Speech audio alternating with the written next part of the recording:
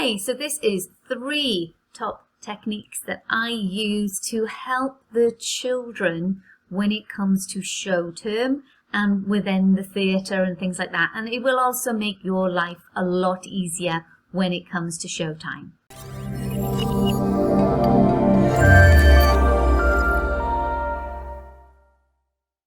Hey, my name is Sarah. I am founder of The Dance Den, and I help dance and theatre school owners to scale their business so they have more freedom, more time, and more money in their bank accounts. Now, who doesn't want that, right?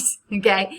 So, every year I run a retreat, and it's called Encore. And in Encore, we have 2 days just dedicated to helping you make more money on your show, get less stress, be more organized, share ideas, elevate that show into a full-on production. So it's a bit of a, wow, what have I just watched? When it comes to shows, I adore them. It's my favorite part of the job. So I'm really, after 24 years of running my own dance school, it's something I've got nailed down to its nth degree. So what am I talking about when it comes to child management within show terms?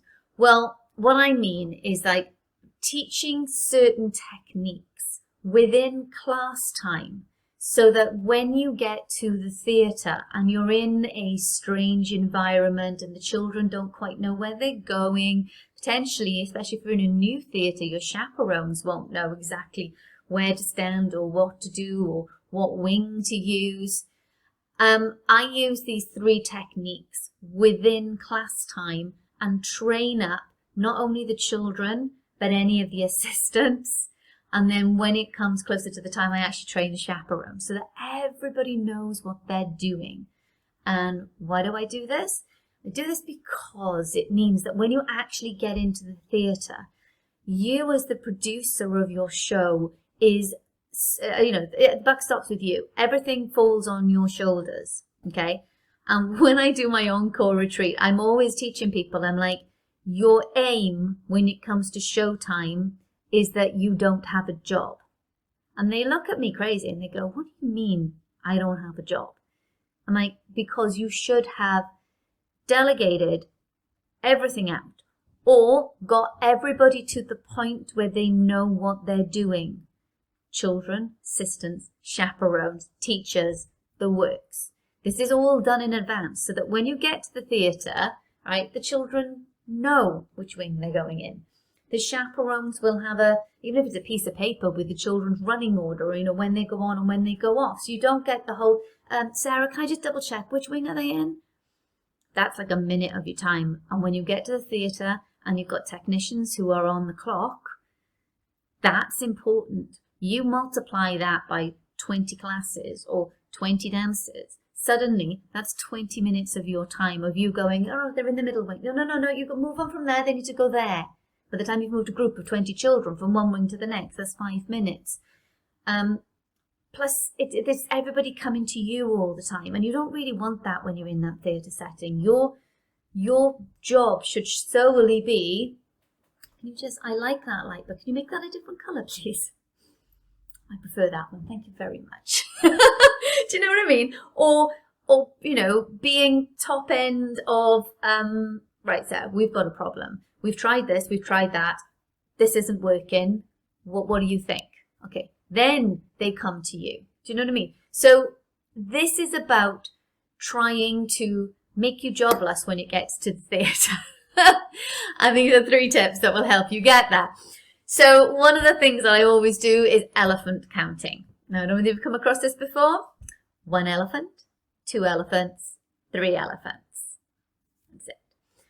I always teach the children from little to old. Doesn't matter. Finish the dance, they wait 3 elephants before they leave. What that means, you're training them so that to hold their last position, basically, yeah? Because you don't know when you get there whether you've got a fade on the lights or a sharp blackout, okay? So if it's a 3-second fade and then the children start moving because you've gone, oh yeah, just hold your place and that the show is on, they might have, with all the adrenaline and doing the performance, they might finish the performance and go, yay, I've done it, and get all excited. You know, like they didn't hold their place. So train them.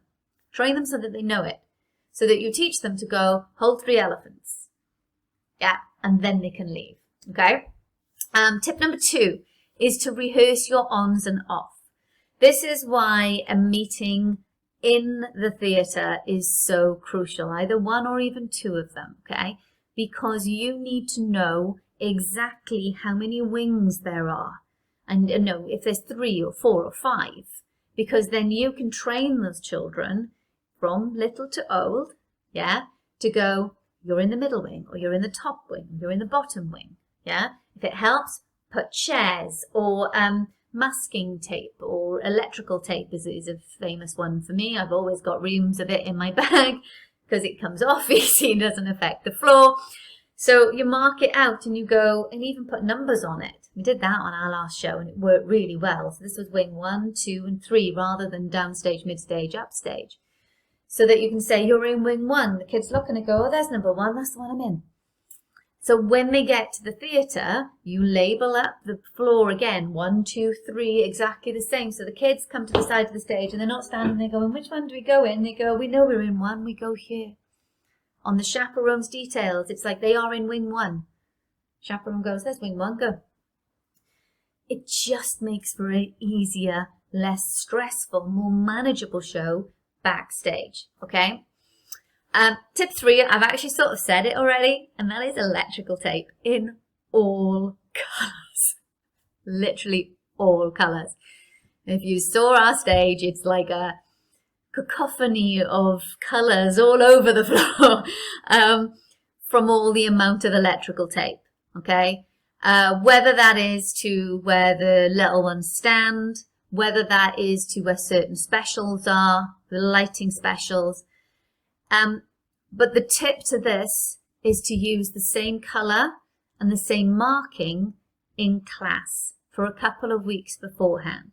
So say you're doing a lovely senior dance and they start off in a triangle at the back, and you know in your head that you have asked the lighting people for a special that's in the shape of a triangle, or even just the spots that come down, but the rest of the stage is black, maybe with a little bit of side light, because I love a side light. Okay, but in order to see the first child, to make sure that that one isn't in darkness, they have to stand at a certain point where the light comes down, depending on whether it comes down or forward, depending on what facility you've got there, right? So that child has to be at a certain place. So either do a T or a cross, or a plus sign, or whatever shape you want to do. I do them because they're just easier. But say hers is a red one, so that's the red cross. Straight away in class, you start using a red cross, so that when they've practiced, they're on and off from wing 2 and 3. They all walk on. That child looks for the first cross. She has to be the first child on because she stands there. Everybody else makes their shape behind them. She sets the right tone.